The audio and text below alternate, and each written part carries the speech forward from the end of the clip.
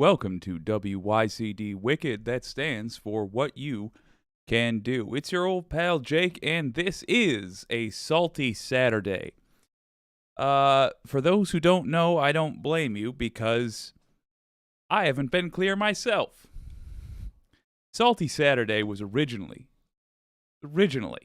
supposed to be a quick video where I read some of the negative viewer comments and respond to them humorously. But y'all are really nice people.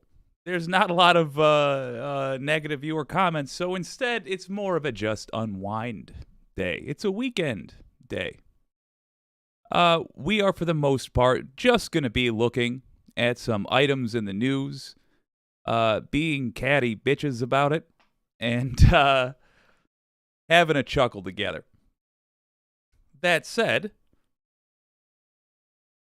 given the nature of this show, it is almost impossible for me to do a full show without actually telling you what you can do about something. So we do indeed have at least one item in here where there is something you can do, and that is regarding Minnesota's recent, gigantic LGBTQ W.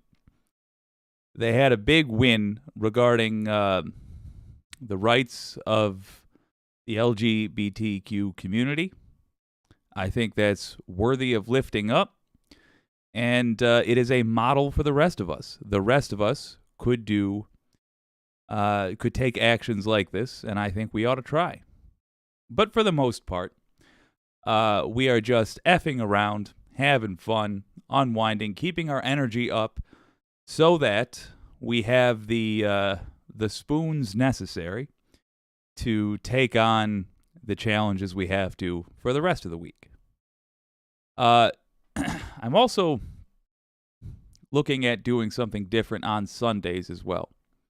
On Sundays, I'm thinking of doing ice cream Sundays, where we find the funniest things that we saw all week, or that cropped up throughout the week, and just playing them in a goof. Something I'm thinking about. For this stream, if you have any clips you would like to hate watch together or heckle together, generally be salty about, drop them in the description. In fact, let me update that right now. Got a clip we should check out. Drop it. Let's try this. The URL in the comments. Let's pin that. Groovy. Well, all right. Let's jump right into it, folks. First up, I did very much want to talk about the 4-day work week and how I am salty about how we still have to do a 5-day work week in the United States of America. To me, that seems ludicrous. Let's have a look at this Washington Post article.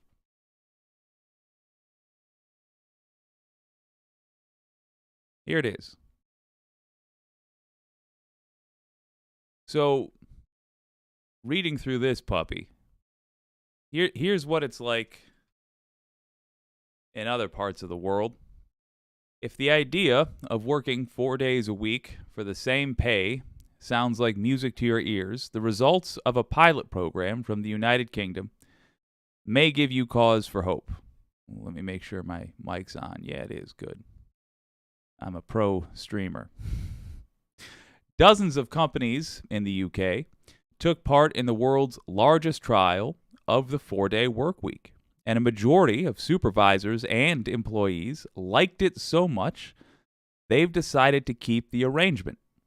In fact, 15% of the employees who participated said no amount of money, I don't know if I believe that, but no amount of money would convince them to go back to working 5 days a week.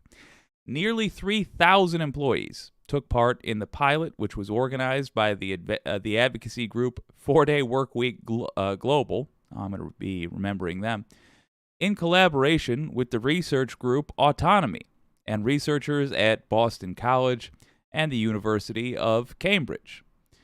Companies that participated could adopt different methods to meaningfully shorten their employees' work weeks, from giving them 1 day a week off to reducing their working days in a year to average out to 32 hours per week, but had to ensure that the employees still received 100% of their pay.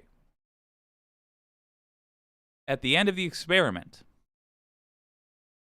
employees reported a variety of benefits related to their sleep, stress levels, personal lives, and mental health, according to results published Tuesday. Folks, you think about the American worker, when you think about going to work in America, what are the things that come to mind first? For me, it is sleep, stress levels, the effect on our personal lives, and the effect on our mental health. Doesn't it just sound like exactly what we need?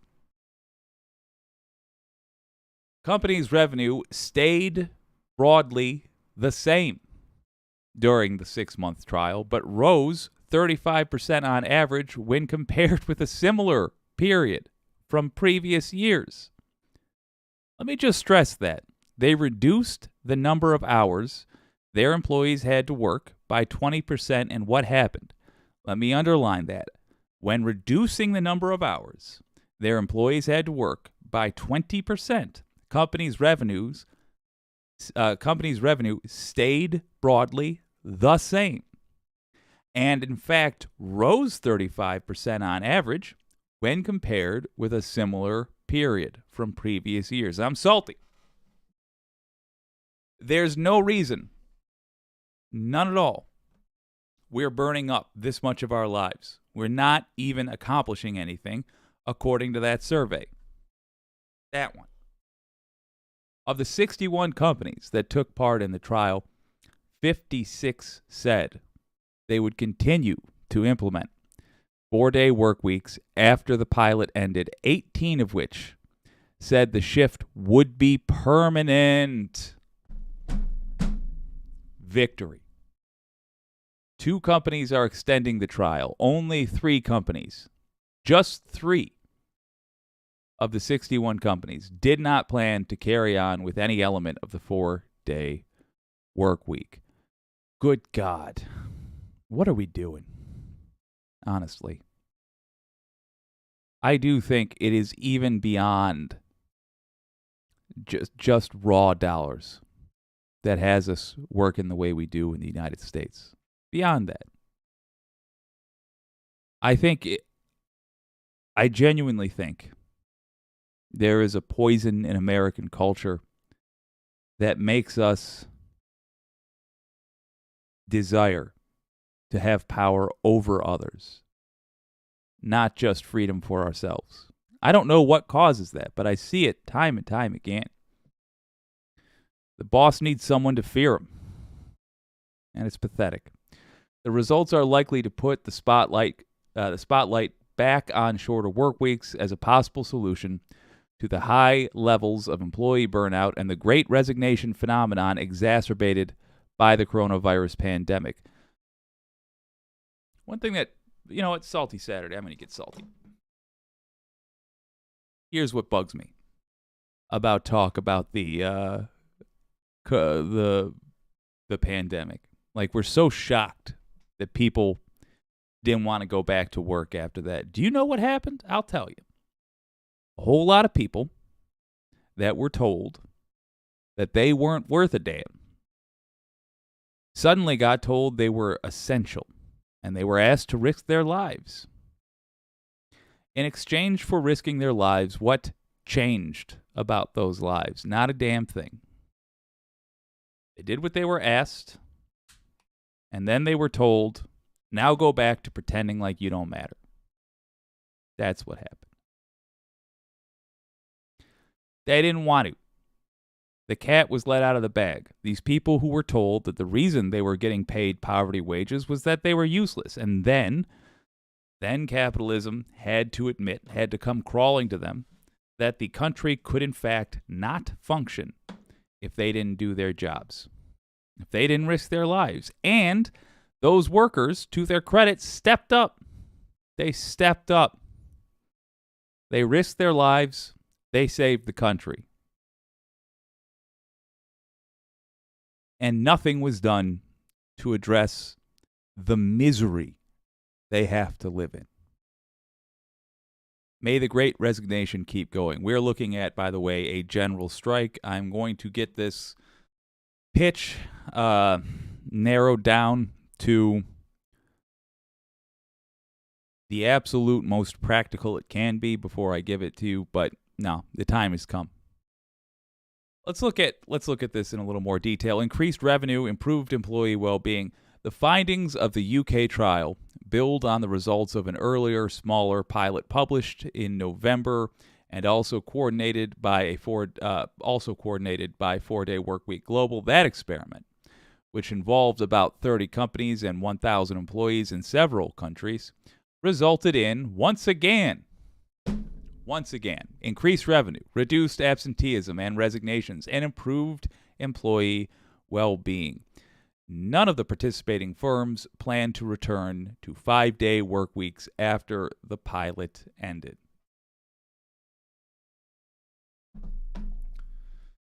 All right. We talked about this in broader terms earlier.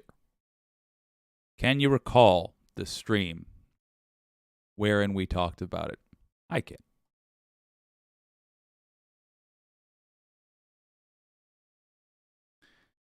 It was the stream where we talked about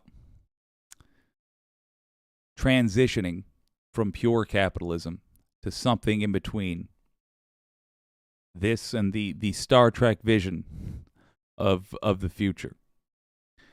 The reason that there is more productivity, the reason that companies are functioning better when they ask less of their employees but still pay them the same. The reason that is working is because the employees are no longer fighting against their own tools. In a 40-hour work week, a lot of folks are at a place where they have to do busy work to justify being there because they're told they must be there. Because 40-hour work week came about in 1938. Since then, we have had a sea of new tools introduced to various industries, and we produce more. We get more done with our time. But one person can still only wear one pair of pants at a time, so if you are a pants maker, you are suddenly in a position where you're able to make way more than you need to make. And if you pay people on an hourly basis, but you don't need them working 40 hours a week anymore, you end up in a place where you pay your employees less, and the capitalists love that. Of course they do. But their employees still require the ability to put their kids through college, put food in their stomachs, a roof over their head. They need these things. The end result being the employee doesn't want less hours. Well, the employee doesn't want less pay. And so they find ways to get the hours, and they work less efficiently. It's silly that we're still doing a 40-hour work week almost 100 years later.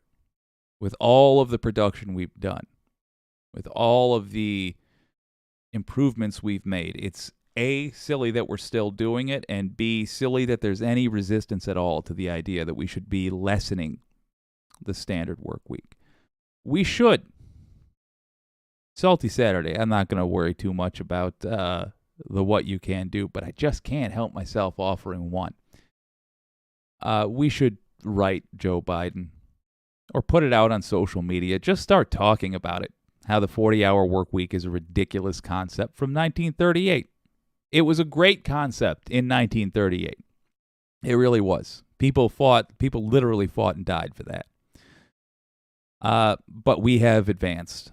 Capitalism was a great concept in 1668 or whenever the hell, when we were saying, okay, no more dividing things up by who's got the most knights sworn to them by a blood oath or whatever. Now we're just going to use dollars. But again, we have kept advancing, and we need to switch out the old methods when they're no longer relevant. The 40-hour work week is one such method, and it's time to go.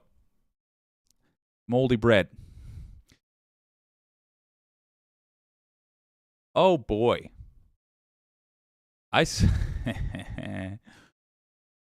So as I'm sure everyone is abundantly aware of by now, Trump's in trouble. The fella is it would appear that charges are coming soon. Let's laugh about that together. Let's have a good old cathartic chuckle. And here's Andrew Weissman on MSNBC laying it down.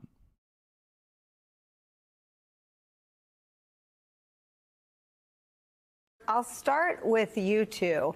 Andrew Weissman, what do you think is happening behind closed doors? So it is not that unusual for a DA just before they decide to bring charges to give the target an opportunity to testify.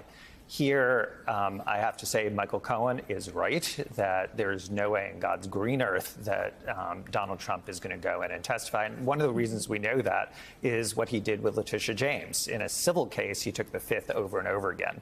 So if he did that... And you can't do that in front of a grand jury. Well, he doesn't have to do that. He can just simply say, I'm not coming. He's not being given a subpoena. He's just being asked, would you voluntarily show up? Because you want to present your side of the story, and that's something that you do as a matter of sort of courtesy and due process, and he's entitled to say absolutely not. So there's no reason for him to take a different position here than he did with Letitia James. It's always possible, but I wouldn't hold my breath. And then the other piece is that you wouldn't ask Donald Trump to do that if you didn't have it in your head already that you were planning on to bring charges. I mean, this is the former president. This is a huge step. You know it's going to become public that you're doing that. So I know that we're constantly hearing things about it's imminent, things could happen soon, but this is one. I did not use that word. Exactly, because when we heard the word... is tired. Exactly, you heard the word imminent, and we're all speculating that means days, and it's been weeks, and it seems like it's going to be months. This is one where, yes, I do think that they're going to give the defense counsel an opportunity to be heard. That's the kind of thing you do routinely. But I think once that happens, unless they hear something that they had not thought of, again, I think that's unlikely. All signs are that we can expect the charges that you outlined in your introduction. Can you weigh in?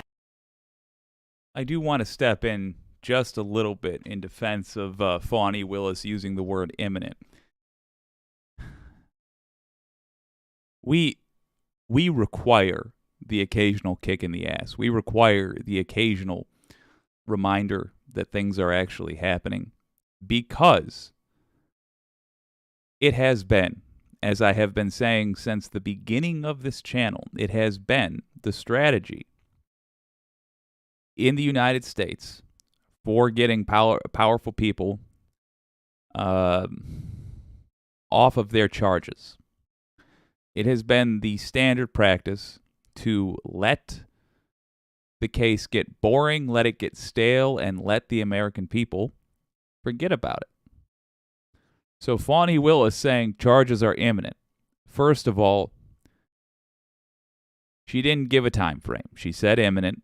Fair enough. That can mean a lot of things. Second of all, she was communicating to the American people who follow this and who have now become aware of the fact that that is what happens, that she is actually moving on this. She didn't say charges are possible. She didn't say charges are likely. She didn't say charges are coming even, because she knows that for many people, that is simply prosecutor code for I'm going to go on vacation with the wife and kids, or the spouse and kids, whatever the hell. I think she was trying to tell the American people in the only way she really could, that this was a serious case being taken seriously. Bear in mind, when she said that, nobody else, not one other person, had given any sort of sign that they were actually pursuing justice for the American people. Just saying, in defense of D.A. Willis. And on the legal questions as outlined by the Times, that there is the falsification of business records, but because campaign finance violations, the way we've come to understand them in our political discourse, are usually federal violations. Talk about this second crime that may elevate it from a misdemeanor. Yeah, so, we're in this predicament because essentially Bill Barr said to the feds after Michael Cohen pled to this, he said, stop. Don't go forward. So we're now in a position where the feds did not bring sort of the second shoe to drop, which was, okay, we prosecuted Michael Cohen, let's go after Donald Trump, who's more culpable than Michael Cohen in this conspiracy. But so, it wasn't Cohen's money and he didn't have sex with the porn star. Right. I mean, Michael Cohen, of course he wasn't doing this on his own. I mean, he was doing it for someone else. And as you said, it's not his money and it's not really his interest. He's doing it for his boss. So we're in this position where New York State is sort of picking up the slack, and they have this conundrum where they have a very clean, clear misdemeanor case, which is just a false business record, but that's a misdemeanor. And it's worth remembering that that is very clean. All of the sort of issues that I and lots of other lawyers have been sort of wrestling with deal with this, the way in which it can become a felony. And that is, you have to be doing this in furtherance of some other crime. And people have speculated that the DA may look at federal crimes, they may look at state crimes, some underlying other crime to make this a felony. The one thing that seems clear, Nicole, is whatever they have chosen is going to be litigated. So step 2 of this, which people should get ready for, is they know that Donald Trump's a master at throwing sand in the gears, but this is one where there isn't going to be a lot of precedent for what the state is going to do, and I think it's going to certainly be litigated by Donald Trump in this case. Well, I mean, let me just probe you on that. What do you mean? I mean, anything would be litigated by Donald Trump. That is how he rolls. That is what he does. That is so far how he's avoided accountability for things that any one of the rest of us would have been. True, and let me just underline, I can't remember if Weissman gets to it. I think he does, but the point is, what a classic case. What a perfect opportunity to show the American people that we are not going to continue having two justice systems, one for the powerful and one for everybody else. Michael Cohen went to jail for this. Michael Cohen did time for this crime. Donald Trump is named, all but, I suppose. Donald Trump is the only person that can be individual one. He was involved. His involvement was laid out in a court of law. If he wants to defend himself, he can. But we can't have Michael Cohen go to jail for this and Donald Trump not. We just can't if we are going to say that we are indeed a just country. Charged with and prosecuted for. Yeah, absolutely. So the difference is, let's just take executive privilege. That is one where he has made these claims, and by all accounts, Beryl Howell, the chief judge for another week in D.C., has clearly said that doesn't fly, because there's a lot of precedent for that. You can look at the Supreme Court precedent, you can look at D.C. precedent. It's something where, I can look at it, defense lawyers can look at it and say, yeah, you're going to make the motion, but you do it because, why not? There's not a little downside, but it can be very quickly gotten rid of. Here, for example, one of the issues will be if the state crime is that you have to further another crime. Can that be in furtherance of a federal crime, or does the state law have to be in furtherance of a state crime? Well, the law is not totally clear on that. And that means that you're going to have briefing on both sides. There isn't precedent that a court can look to. And so that can slow things down, because when you're in a court, you really look to precedent. What have other judges done? Is there a clear room for disagreement, or is this something where someone's making their argument, but it's very easy to dismiss it? So it'll take a little while. Let me ask you one more question. You work for a man named Robert Mueller who said famously, if I could say that crimes were not committed, I would. So clearly the public has been hearing from prominent and highly regarded prosecutors for. And I would love if we would take that thing Robert Mueller said seriously. Wild to me that Merrick Garland didn't make strong moves in this specifically. Wild to me that we are left relying upon our states to get justice for the American people. I'll tell you this. I can't wait to pirate and then read Merrick Garland, so he didn't get any money, Merrick Garland's biography of this time. Because I can't wait to hear the excuse he gives for his strategy of going after as little as possible for Trump. I'm sure right now in his head he's formulating what he's going to say. And whatever his reasoning is, it's wrong. He shouldn't have the job he has. 6 years now that Donald Trump has committed crimes and nothing has happened. What are the stakes in your mind of showing that we do not live in a country with two standards of justice? So I think that is exactly the right question. A lot of people have been saying, is this really the crime that you should start with if you're thinking about the first charges against a former president? And I do not think that's the way that Alvin Bragg is going to be looking at it, and I don't think that's what the rule of law requires. I think that a way a prosecutor would look at this is not how does this compare to other crimes that Donald Trump may have committed, but rather, is this a crime that is prosecuted? Should we be leaving him aside? And I think one answer to that is Michael Cohen. Michael Cohen, as you pointed out, has done jail time in part for doing this, and he is less culpable on this crime than the person he did it for. Not a similar crime when they're looking at precedent. Oh, have we charged for this crime in the past, this sort of crime? Not a similar crime, this very crime. Just understand what he's saying. This specific illegal payment, one guy got charged for, and another guy didn't. Oh, yeah, it was a white guy, of course. But, in both cases.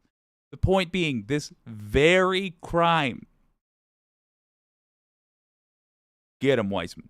So the rule of law means you treat likes alike. And I think what we are, very likely to see, both in Manhattan, in Georgia, and at the federal level, is finally seeing the sort of rule of law being imposed where somebody will face charges regardless of what their prior employment was. Whether you were president or not, you should be held to account. Sean Patrick Maloney, who have been Weissman knocked it right out of the park. All right, Maloney, let's see what you got to say. Part of trying to hold Donald Trump accountable. The country went through 2 impeachments because Republicans, who really didn't disagree with the facts in either instance, as I recall, didn't agree with the mechanism. You have Mark Pomerantz, who looked at this case before Alvin Bragg's tenure, said that the failure to prosecute, and if you're waived off of doing something because it's novel or difficult, that is inherently creating 2 standards of justice, one for all of us and another one for people like him. How do you see this moment in our country where there's a lot of anxiety about how Trump's base will react if he's finally charged? Frankly, with everything we've learned about Fox News, I don't think it's clear they'll even see it or know about it. Let me just handle that first one first. I don't give a damn about how his base will react. We cannot consider whether or not a group of criminals will do criminal things if we enforce the law. I don't think his base is a group of criminals, but that is the element she's worried about. Step 1, simply on general principle. At that point, it's mob rule. If we don't enforce the law, if we even take that into consideration when deciding whether or not we will enforce the law, it's mob rule. Can't have it. Plain and simple. But I think more dealing with with the actual situation, the reason we shouldn't consider that is they act the way they act because there have been no charges. Think about it from the perspective of a MAGA follower. You watch nothing but Fox News and OAN and yada, yada, yada. You hear your people, the people who inform you, leveling wild accusations against powerful people all the time. Nancy Pelosi drinks the blood of babies, yada, yada, yada, all that stuff. You're constantly hearing this. And then, whenever you're hearing from the other side, it's wild accusations. Donald Trump colluded with Russia. Donald Trump did an insurrection. And you look at the courts, and nobody's getting punished. What are you left to believe? You're left to believe, if my media lies, maybe some of the stuff they said has been disproven, but it looks like all media lies. If my guy's corrupt, maybe, but so's the other person corrupt, and powerful people just aren't punished. That's the best case scenario. The worst case scenario, they're lying. My guy didn't do anything wrong at all. In other words, they haven't seen consequences. There is no evidence from their perspective that this person is actually lying, is actually a criminal. So considering whether the base of Trump will freak out, it shouldn't be part of the decision-making process for whether or not you charge Trump with a crime. The only thing that should be considered, and this is going to sound crazy, I know, is whether or not he committed a crime. That's it. But regardless of that, what are you feeling sort of with your political tentacles about this moment? I think that Andrew broke it down very well, but the legal decision to prosecute is like playing checkers. The politics is chess. And I don't want to play checkers with Donald Trump because I'm concerned that you go indict this guy on a low-level charge or one you can't prove, and you'll make him stronger. So I am very concerned that if this is going to be the first legal case against them, that they nail him to the wall with it. Now, it's the right thing to do. So it's not the prosecutor's job or the judge's job to parse through that, but it's the... Thank you. He's talking about how he feels about the case, but I'm glad he's making clear it's irrelevant and should be irrelevant to the courts how anybody's going to feel about it. Literally, the only thing that is relevant is, did it happen? Was it legal? That's it. That's it. Job for the rest of us to make sure that in holding him accountable, we don't inadvertently make him stronger. But the Michael Cohen point, I think, is persuasive. He went to jail in my district, by the way. We have a lovely facility in Otisville. There's plenty of room for the Donald as well. We'll make room for it. We'll leave the light on. But all of us are enthusiastic to see some accountability here.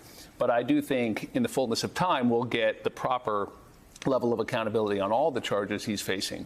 But I do think we've got a very live problem, which is putting this guy away politically to protect the country. Now, ironically, Joe Biden may prefer a slightly stronger Donald Trump in this primary process because I do think he's the easier candidate to beat, but he's a more dangerous one for the country. Yeah. I got to say, and this is going to sound crazy if you've been watching politics for a while, I think Donald Trump accidentally gave a huge gift to Joe Biden, which is the revelation that you can address the oligarchy. Now, Donald Trump addressed the oligarchy and pointed out the inequity in American society, got the votes of people that hated the oligarchy, and didn't help him out. He did culture war nonsense, and then, of course, gave tax breaks to the rich. But Joe Biden seems to have seen the path with this. And the thing that's going to sound crazy, he can go left in order to appeal to a right-leaning audience. Yeah. Look, right-leaning just means they're... right-leaning in this case, I should say. I'm referring to just the folks that have been more likely to vote for conservatives. But what Donald Trump made so clear is a huge amount of the people that vote for conservatives really do not support conservative priorities. So often I hear people, in fact, I'll heckle the Midas Touch Network a little bit for this, despite the fact that I definitely recommend them. They're a fantastic network. But so often I hear them say, like, these aren't conservative beliefs when talking about MAGA folks. Like that's a bad thing. I understand the point they're making when they say that, but they're missing the opportunity. Because they're correct. Most MAGA beliefs have nothing to do with conservatism. So if you are not theoretically in the not conservative party, or if you are in the theoretically not conservative party, the Democrats, what you can do is appeal to those MAGA voters by giving them left policies. No tax breaks for the rich. We're not going to raise your taxes, but we're going to raise the hell out of the taxes on your boss, because your boss doesn't care about you. And that's fact. I think my impression has been that Joe Biden gets that. Why am I harping on this? Because he thinks that Joe Biden wants to run against Trump. I don't think so. I think Joe Biden has taken the full measure of all the GOP right now and is going, okay, where are my Bidens at? Oh well, we're gonna result of these. I think he's going, okay, Jack. And not concerned about any of it. I mean, like, I agree with you. I think playing any of that sort of 3D chess in politics is a fool's errand. You have no idea what's going to happen the next day. But let me just press you on some of this. I mean, why didn't Merrick Garland pick up this case? Again, you know, Michael Cohen didn't have sex with Stormy Daniels and it wasn't his money, yet he went to jail. Donald Trump paid the hush money. Donald Trump benefited, we can only presume, from the act. Why didn't the federal government that prosecuted and jailed Cohen pick this up? Right. It's been a great frustration of some of us who've been watching from the sidelines, particularly those of us who were on the House floor when they were coming through the windows and doors, that there's not been a moment of more direct accountability for all of these things. But I don't know the answer to that question. I know Merrick Garland's a good man. He's trying to do the right thing, and he takes very seriously his responsibility to prove a case, particularly in a case with a former president, because you are setting a very serious precedent. Bad cases make bad law was the expression, Andrew. Hard cases make bad law. Because Donald Trump has run roughshod over so many laws and norms, we believe you don't want to set precedent nonetheless for every president in the future. So I do think you got to get it right. But man, I would like to see the feds, particularly on the classified documents case, on the insurrection matters around January 6th, bring to the table some of the more serious charges than this one, even if this one is the first to come out of the gate.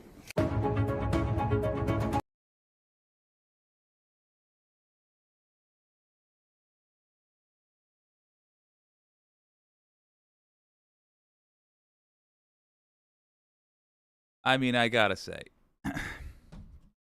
they've put it very politely, but more and more that call's going out. I love to see that on national media, on the kind of stuff Merrick Garland is watching. I'm glad to see that they're talking like that. It's kind of a bummer to me that that we have an attorney general who it is necessary to kick in the butt, but I'm glad we have some competent people at the state level. Sprinkle that salt, Jake, says Catherine Wolf. Thank you so much. Andrew Woznicki says, that dang dad video you suggested, Catherine, was fantastic. Yeah, it was. Really, really good video. This is, of course, Salty Saturday. We're being less productive today. We're hanging out and fetching, I think is the word. Got a couple of interesting clips. I'll let you in on a little secret here. A lot of this stuff is is just the very best of the sass clips that I was able to collect throughout the week. Just the sassiest. And if you like sass, there's a gentleman by the name of Ari Melber who has a pretty sassy program on MSNBC. Let's check him out from yesterday, because he had a great interview with it was Shay Komandori. I never say his name correctly, but he'll get a proper introduction from Ari in a moment. It was hilarious. It was fun to watch, and I would love to unproductively watch it with you.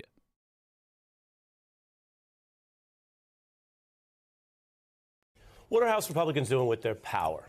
Are they fighting inflation? Are they trying to build more jobs in America? Or are they doing something they used to actually accuse a lot of other people of, which is being obsessed with the past, and something that really you don't want to see your own government do, which is support people accused of trespassing or attacking the police, or in some cases, sedition? They are now opening an inquiry into what they call the alleged mistreatment of people who are defendants in January 6 cases in a D.C. jail, a kind of a newfound discovery of inmates' rights. Republicans on the Oversight Committee are also planning an actual delegation to visit the jail and demand answers from local officials. Now, before we go any further, let me tell you, if there is genuine concern about the treatment of human beings in government facilities, be they defendants, convicts, immigrants, that is obviously part of the government's job, to do that oversight and to have basically humane treatment. I do want to say that is yet another great result of the system getting shaken up. How many? There was, 600 Jan 6 defendants? Okay, they all just serve their time. They do, 1 year, 6 months, whatever the average sentence is. They get back, and suddenly that person returns. Most of these folks, by the way, were small business owners. They were not the poorest of the poor. So they return to their communities, their bright red communities, and they say, hey, conditions in these prisons are terrible. They will have met a whole lot of black folks. They will have heard somebody's story about carrying a little baggie of weed in a state where it's not legal, and it being their third time being caught with a little baggie of weed, and that resulting in a multi-year sentence. I'm not saying they're going to, see the light, but they are going to know what that person is talking about when that person says, I did a year for having some pot. Might change some minds about the conditions in American prisons, which are one of the many things that we are going to have to answer for in later generations. Of citizens or any other individuals under the control of the government.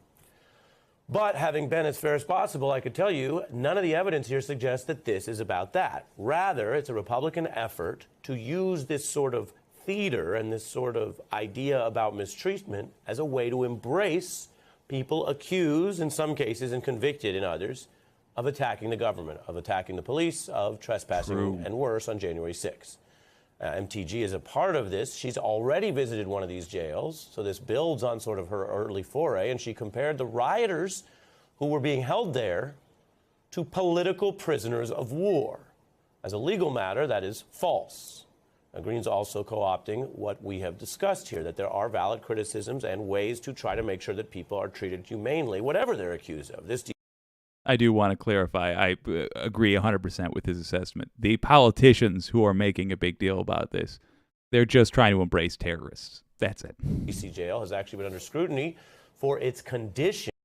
But once again, it would end up being to our benefit because their rhetoric accidentally keeps supporting lefties. Oh, I love taking advantage of it. And kudos to Dark Brandon over in the White House. He certainly figured out how to turn it on its head. He's like, oh, you cats want to say boo me. You want to boo me for saying you want to cut Social Security. So you don't want to cut it then. Great.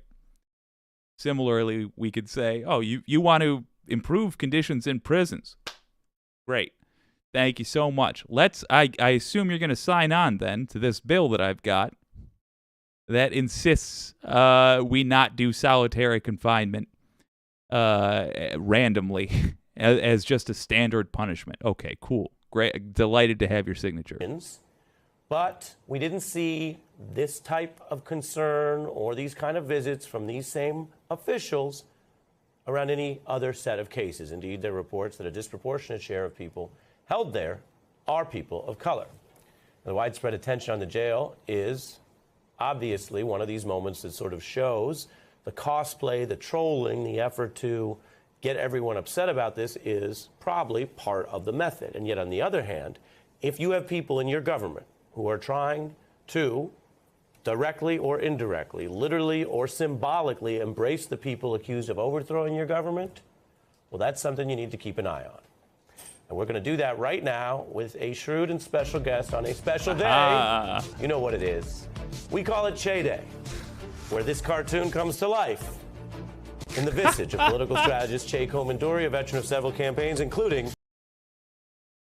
He looks like such a big damn nerd, and that makes me love him so much.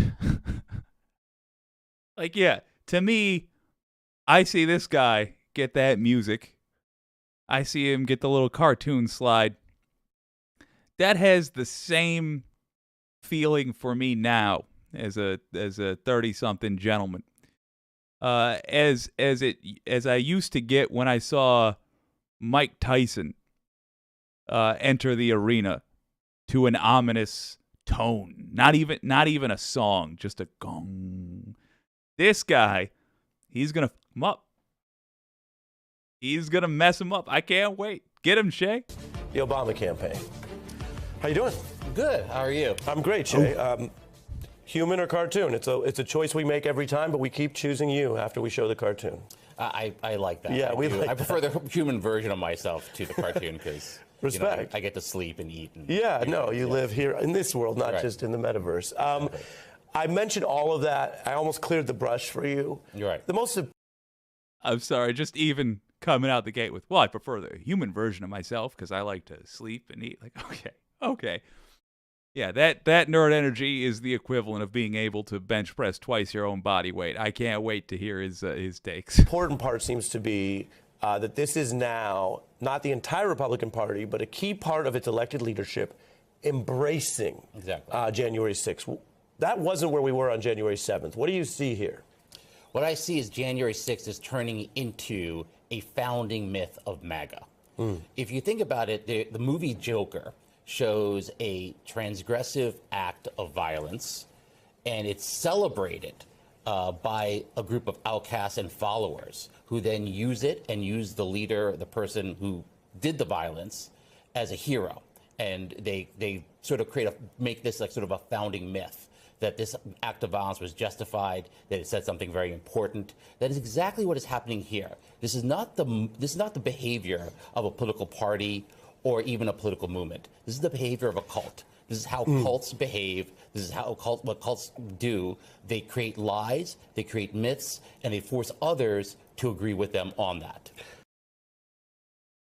What's interesting is it depends on what level you look at it. Behavior of a cult, for sure, on the broad scale. Amongst the party, amongst the representatives, etc., it's the behavior of a mob, of like a mafia organization. Literally, man, that book Untouchable put it so well. Literally, the tactics that Donald Trump uses when he uses the press itself, social media itself, to relay messages to his underlings, where we all get what he's saying, but he doesn't literally say it. The dog whistles and so on and so forth. That's how mob people talk. It's wild, man. The upside is there's a hell of a RICO case against the guy, and that RICO case, which I have no evidence to support this. It's just my hope, my random piece of optimism that I can't quite kill within myself. I'm hoping that Merrick Garland is building a federal RICO case, which, for the record, all state-level RICO laws are modeled after the federal racketeering, yada, yada, corrupt organization. The reason I'm hoping for this is because, number one, that's what it is. It is an organized effort to break the law. And number two, if you recall, my two streams I did, wherein I criticized the hell out of Garland, the biggest issue with Garland that I have is that he has allowed already a ton of crimes to go because the statute of limitations has expired on them. Unless they're part of a RICO case. If they are part of a RICO case, the statute of limitations is gone. There's no evidence of that whatsoever. But that would be the only way that this guy can redeem himself in your old pal Jake's eyes. If he's like, no, we didn't let any of these go. We're just building a massive case, and here it is. We'll see in court, former President Trump. All right, it's Friday. How deep do you want to get? I can go very deep. I'll go deep with you. Yeah. I'm a little tired. It's been a week. But you're speaking to something that goes to the profound sense of the legitimacy of force in modern civilization. Exactly. Which is the military and the police, properly overseen, are allowed to use force in the way the rest of us are not. That's sort of a canon of society in the Western legal system. Right. And you're showing to people that what we have here inside the government is support for an effort to misuse power or abuse power to legitimize violence and try to associate it with force. And that, if that builds over time, that would seem to be something that is more dangerous than any particular political leader, because those leaders come and go. But if this is part of right-wing authoritarianism in the U.S., then we have an ongoing democracy problem. We do. And it's just, this is where we've always been sort of headed with Trump. Trump always introduced himself, and if you remember his inauguration in 2017, I alone can fix it. I alone am the answer. The way democracies are set up is you have a political leadership, you have institutions, the courts, the military, a free press, that come between the leader and the people. Trump has always presented himself as the leader, and then there are the people who must follow him. So the idea that anything can be sort of a check on his power or in any way mitigate his power has always been, must be sort of eliminated. So he has never seen that distinction that you have just laid out in a democracy, that we have a military that does not serve a particular personality or leader, but actually serves the American people in a constitutional order. That Just jumping in to say, this guy's putting it wonderfully. Big fan of this guest. It's simply not part of the MAGA movement, and you can see it in the celebration of January 6th. Yeah, it's really striking. When I listen to you, and I think about all this, where this stuff is headed, Right. I'm short-term pessimistic, but I'm long-term pessimistic. I'm actually much more optimistic. Are you? You have to remember, like in November of this year, of last year, the American people said no to the red wave. Okay. They said no to MAGA. And you see this all over the world. The Brazilians said no to Bolsonaro. The French said no to Le Pen. Everything, the signs both around the world and in the U.S. is towards a rejection of this. And all you have to do is look at the young people in this country. Gen Z, the millennials, they have voted overwhelmingly and consistently against MAGA. MAGA is not gaining new supporters. Look at that. It is just sort of making the old supporters more glued together.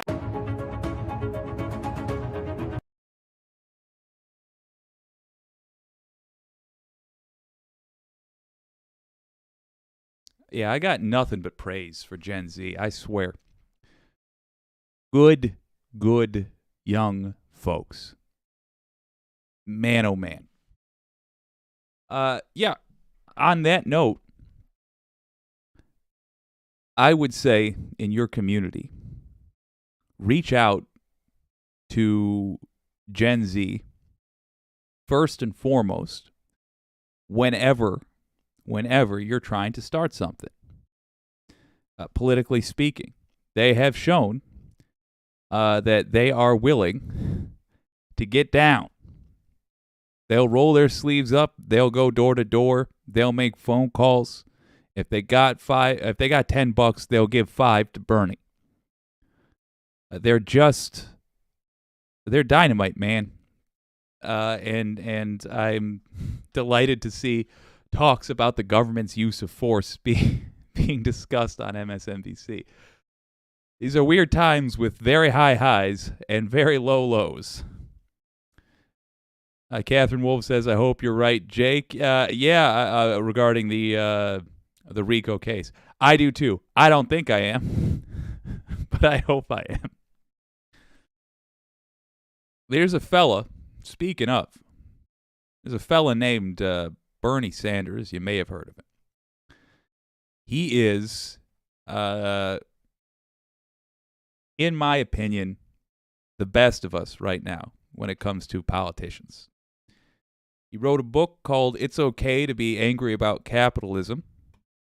When I got to chapter 4 of that book, I wrote down, share this with the wicked community, because it is incredibly satisfying. And because I don't have anything very productive to say about it other than hell yeah, Bernie, well, it's going on Salty Saturday. Here it is.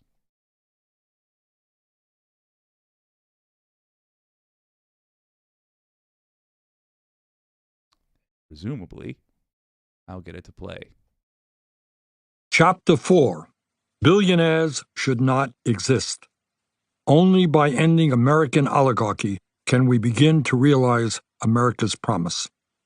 You see? You know I'm going to like this. All right, here it is.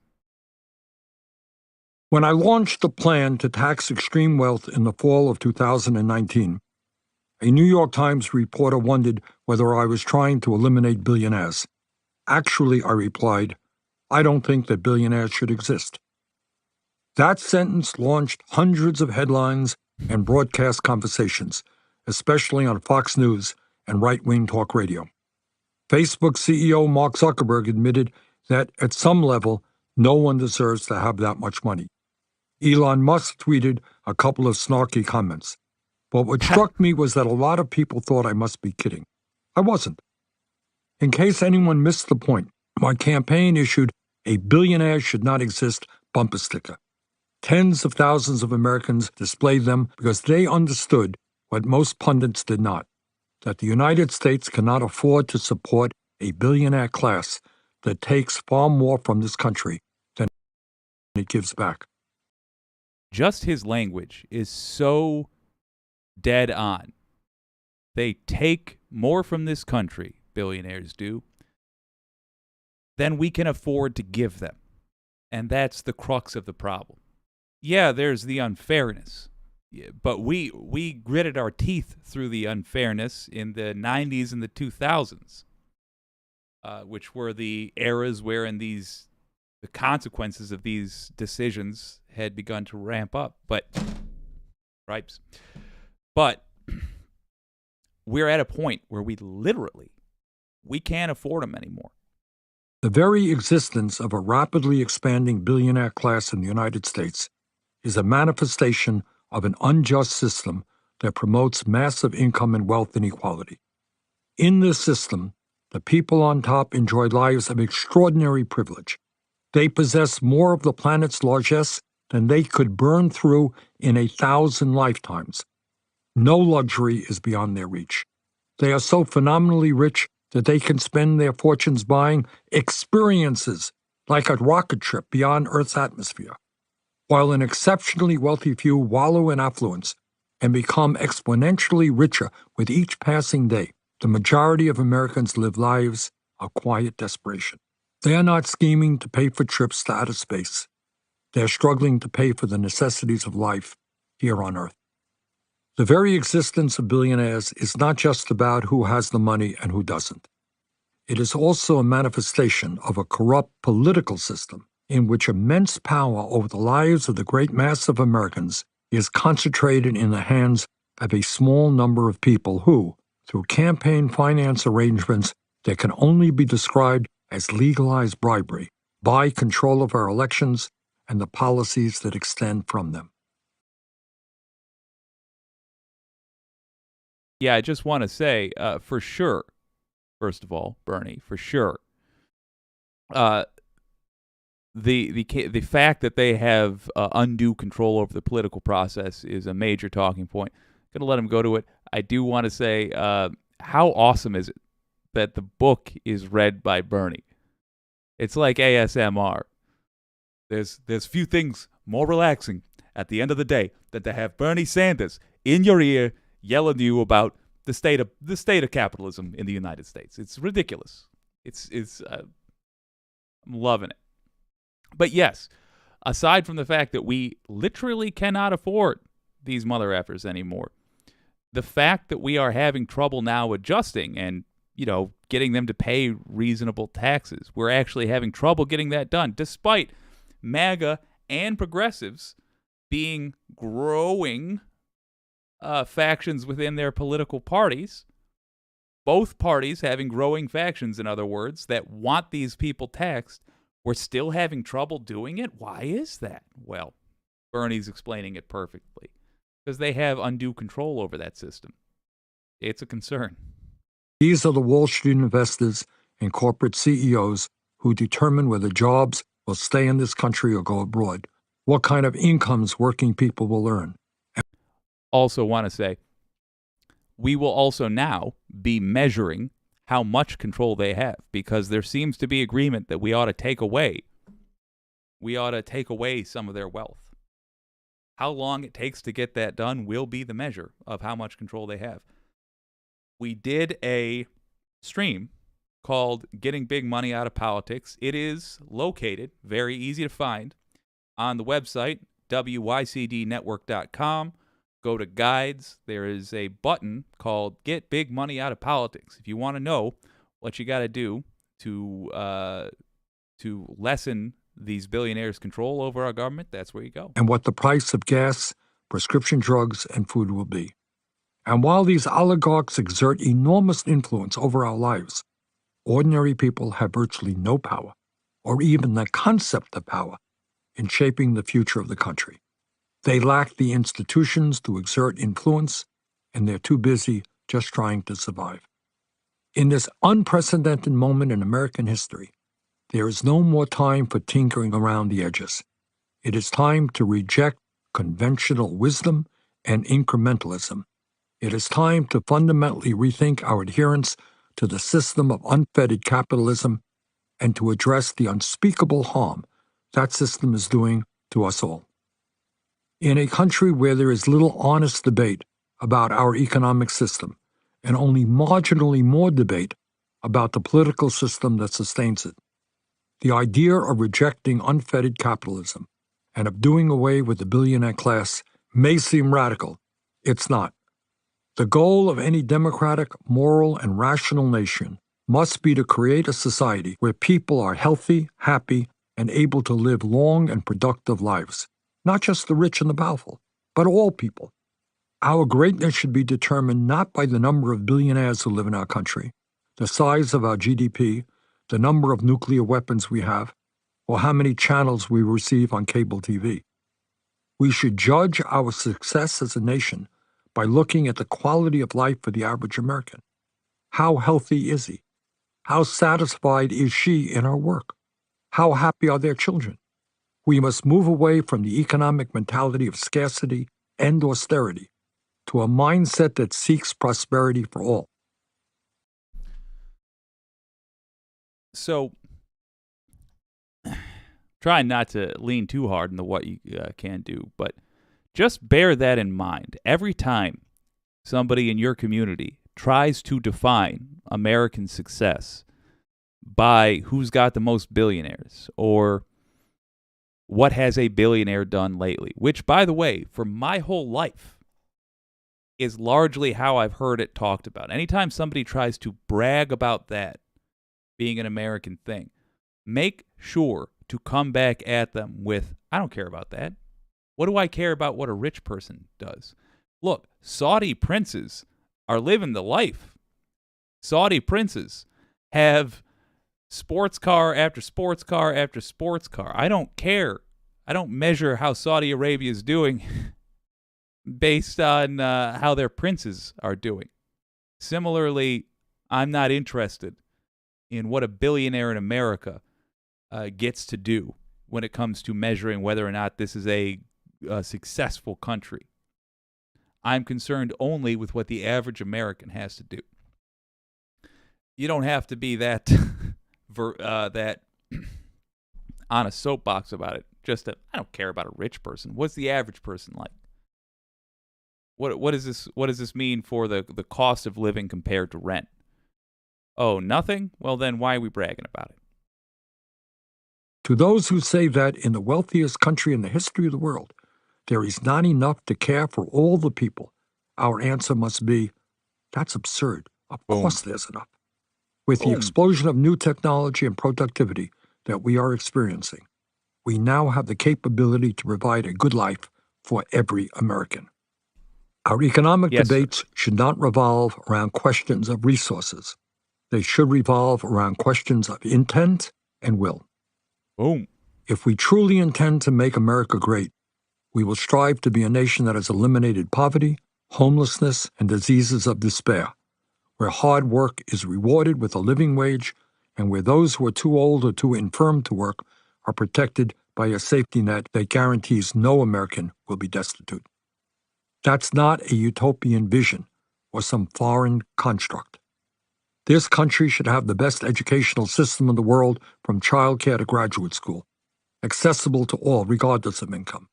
We should have a top-quality healthcare system allowing all people to walk into a doctor's office and get the care they need without worrying about the cost because the system is publicly funded.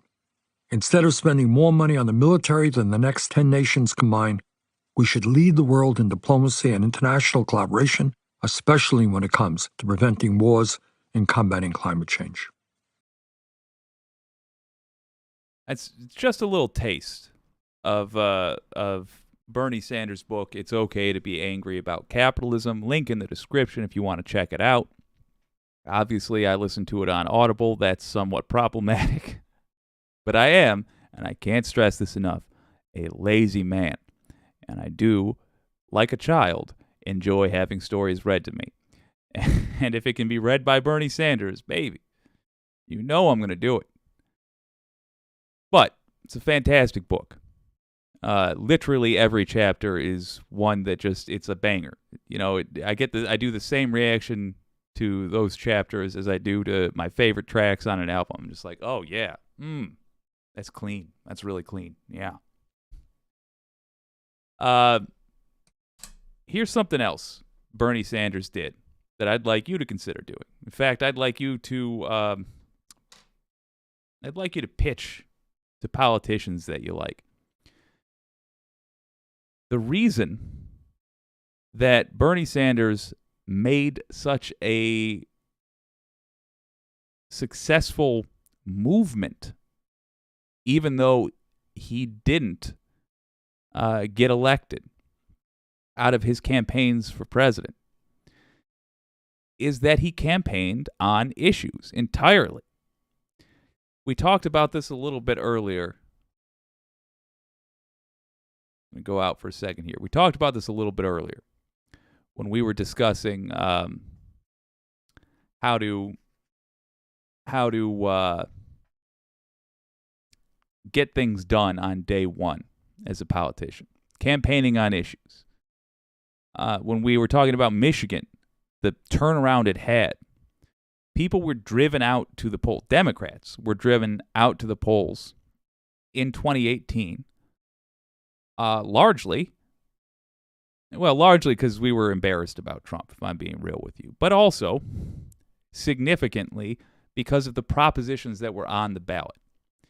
If you decide to run for office, don't just run on who you are. In fact, make it as little about you personally as possible. Make it about the policy you're pushing for, and try, if you have the ability in your state, in your town, wherever you're running, run on a day one platform. If you're supporting a campaign, try to get them to do the same thing. Try to get association with a thing they will accomplish that is being put on the ballot. If you can get a proposal put on the ballot, man, just have the campaign put their campaign resources into getting that done. Telling people about the proposal, because through hearing about the proposal, they're going to understand what the politician is really all about. Every time I see a politician come out and be like, hey, I've got 2 kids and I worked in the steel industry, what I hear is, hey, nothing relevant. I don't give a damn what your religion is, what your family's like. I don't care really about the human being. I care, when it comes to the politicians, I care about the proposals. Because when it comes to the populace, I care about the human beings. And it won't make a lick of difference what the politician's personal life is like when it comes to policy. So, campaign on that. My suggestion. If you're going to support a local campaign, if you're going to volunteer, run as they say, run it up the flagpole. Talk to the boss about it. Talk to the politicians. Say, look, I think an effective strategy for you would be to say, focus on the policies you want to get done. If you yourself are going to run, that is the technique I recommend using. And even if you fail, there is a chance that whatever you got on the ballot passes. At the very least, you've increased the value of the discussion. And you've shown the people that there is value in supporting a cause, even if they don't win every single time. All right, there is one thing that I want to use. I want to do. It's got a wicket involved with it. Love me some Bernie, says Catherine Wolf. Wholeheartedly agreed, by the way. But I've already queued this up. Oh, I can't go back. So look, Bo of the Fifth Column, you know I love that guy. He just demonstrated why. From time to time, there's things I enjoy watching, and then there's things I enjoy watching that also lend themselves well to this show. This show is ultimately political organizing as entertainment. Bo of the Fifth Column is in that wonderful both category. And he just demonstrated why on Friday. Here's a video this man put out referencing a new bill by Minnesota. Yeah, in the state of Minnesota. I believe it has passed, or at least it looks like it's going to pass. And it provides protections for people who are under assault in our country right now. I'm going to let him break it down for you.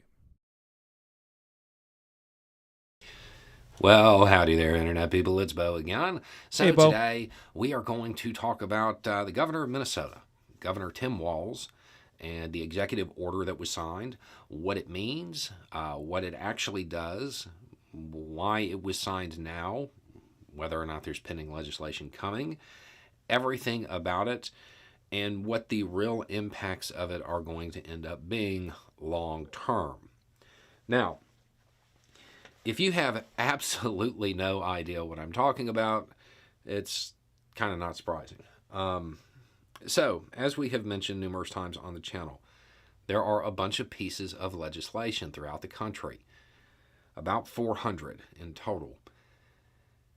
And they are aimed at marginalizing, targeting, harassing the LGBTQ community with the goal of legislating them out of public life in various ways.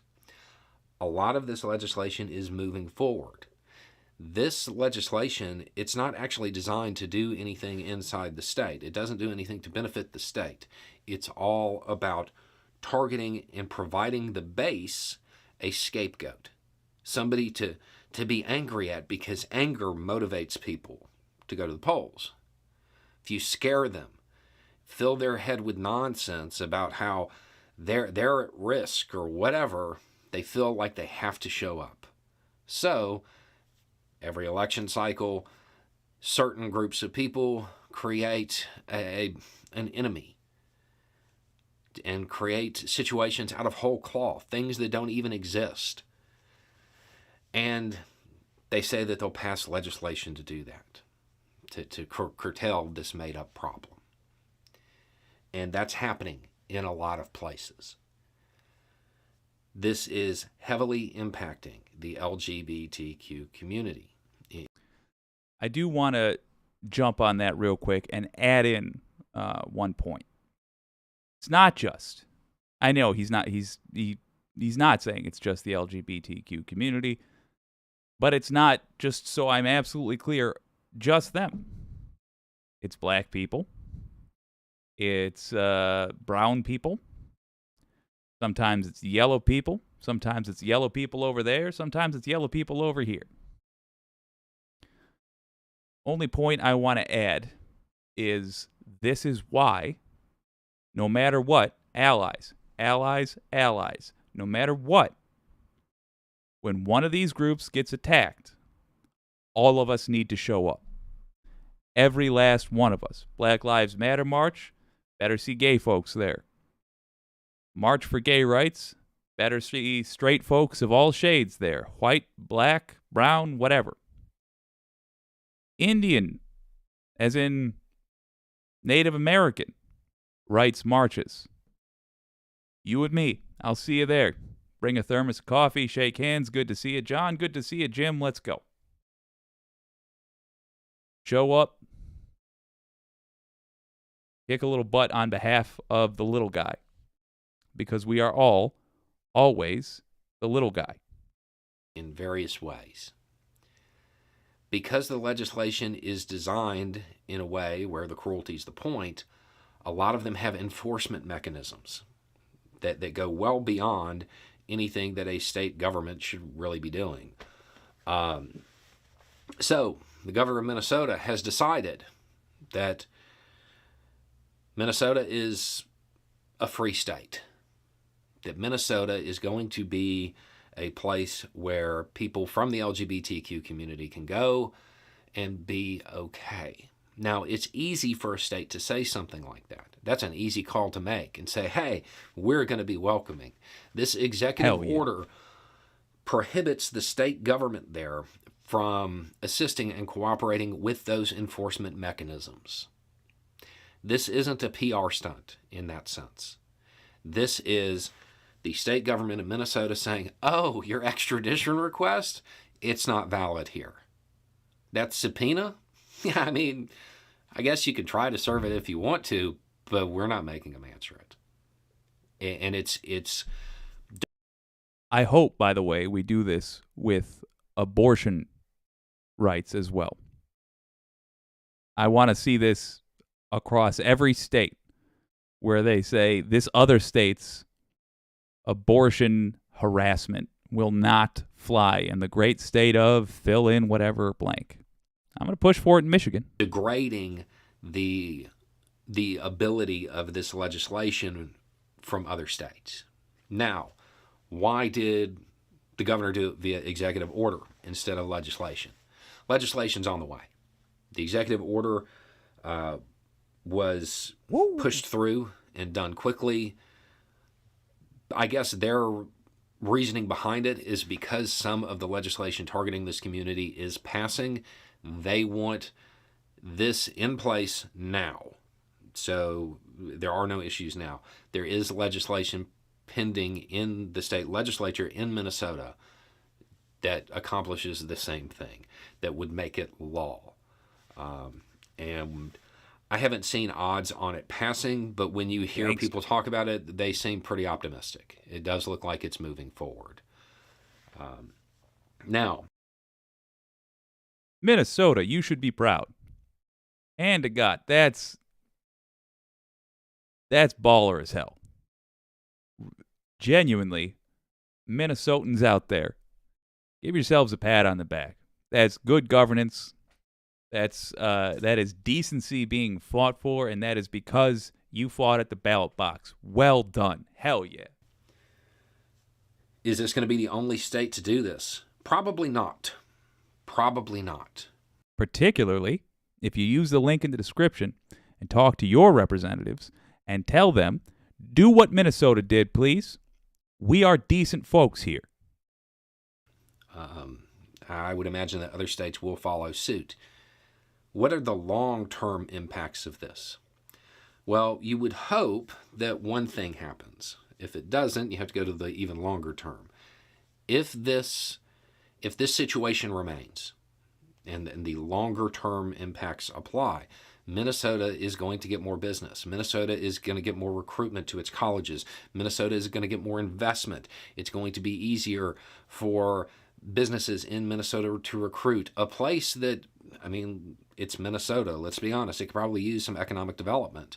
This is going to help spur it.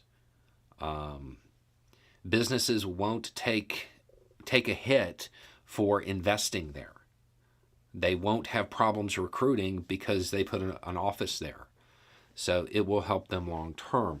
Hopefully, in the shorter term, it's setting up a situation where this stuff goes to the Supreme Court. It sets up a situation where the legislation that is passed targeting people then ends up in court.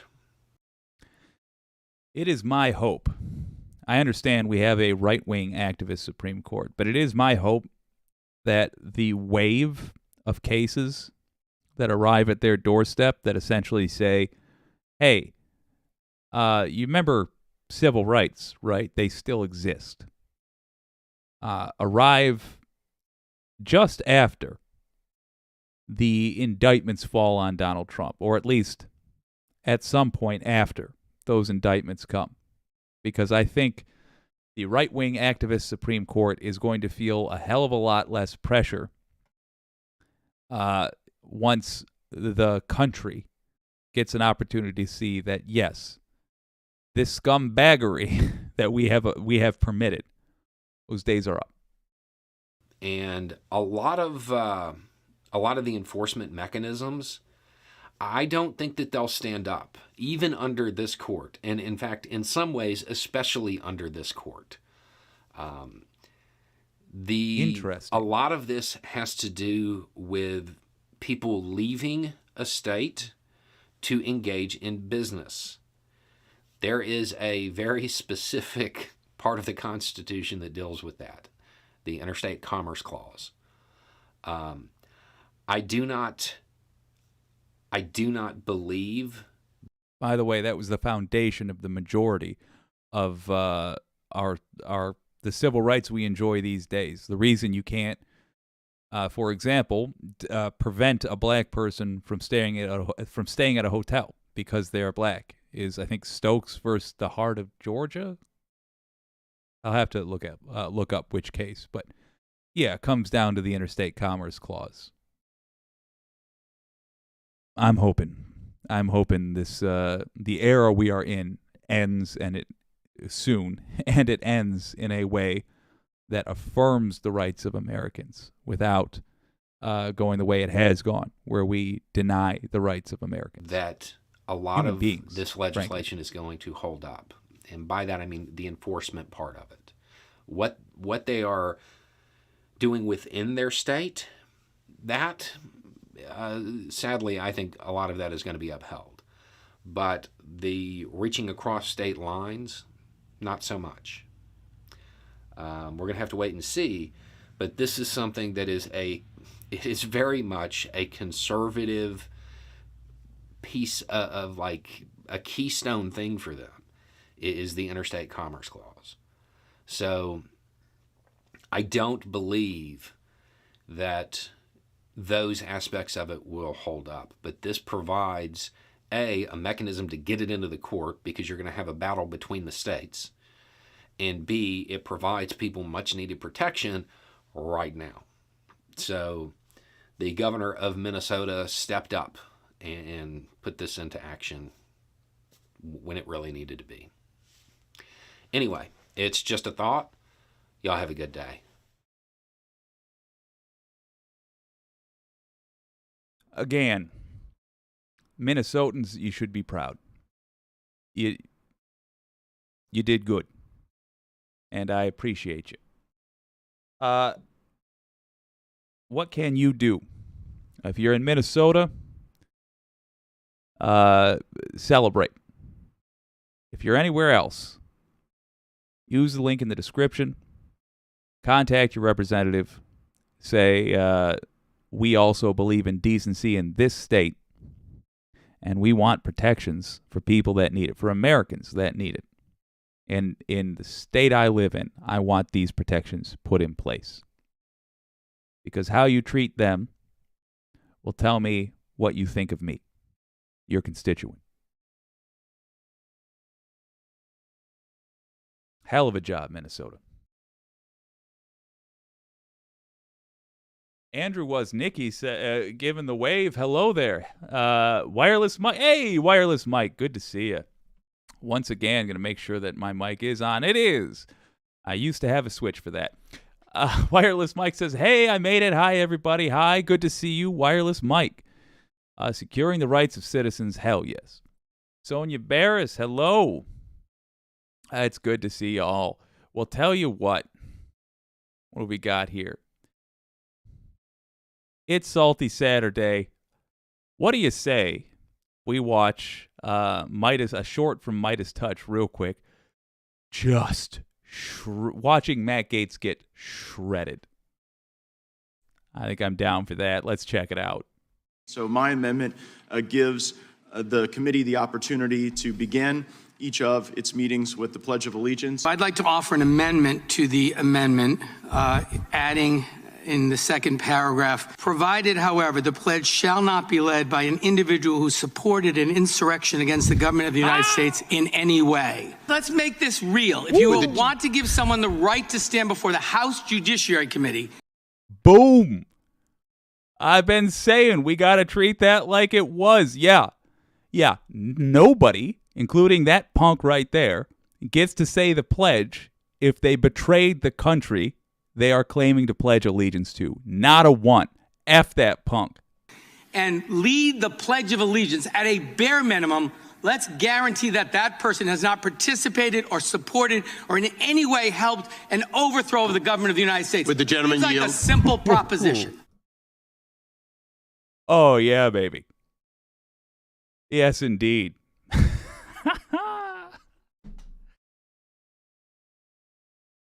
Who was that? That was Representative Chris Cripes. That was Representative Chris.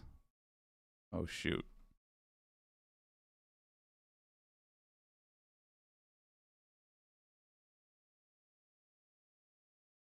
Let's look it up. California, the Carolina Journal. That was not Jerry Nadler. Was it Nadler? Help me out here, folks. Who was that was speaking? Oh, no, Democratic Representative David Cicilline of Rhode Island. More praise here, then. Rhode Island, well done for getting Cicilline in that seat, because it was valuable having him there. Ooh, boy. He smoked him like a Christmas ham. It was delightful. If you recall, in Florida, some clown, I don't remember his name, recommended that the state introduce a bill, SB 1248. And that bill suggested that any party which had once upon a time supported slavery be booted out of the state. On its face, I don't actually think that's a crazy bill. I just want to tweak it a little bit. And it sounds like, more and more, there just might be an appetite for this in mainstream politics. Here's the tweak I want to make.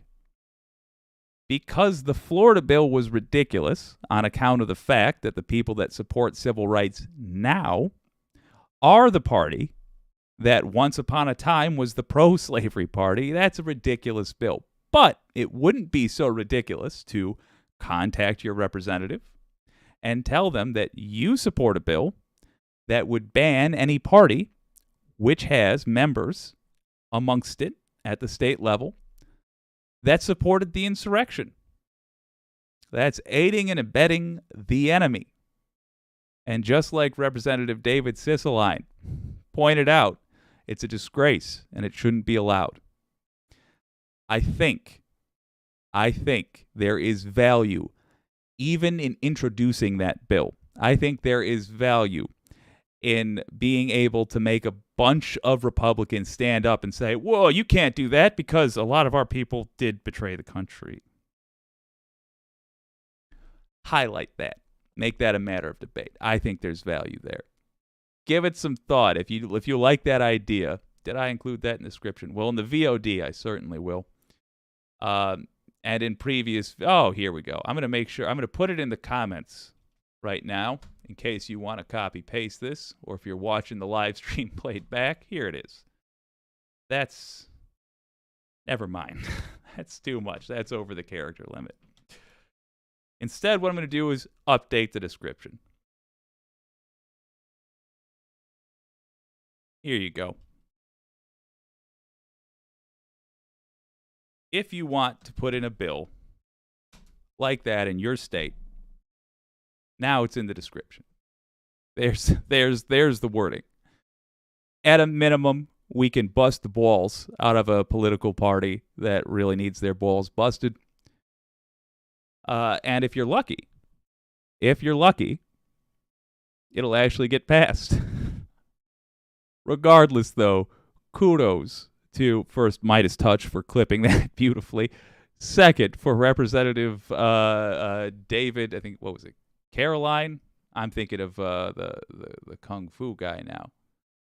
David Cicilline of Rhode Island for knocking that right out of the park.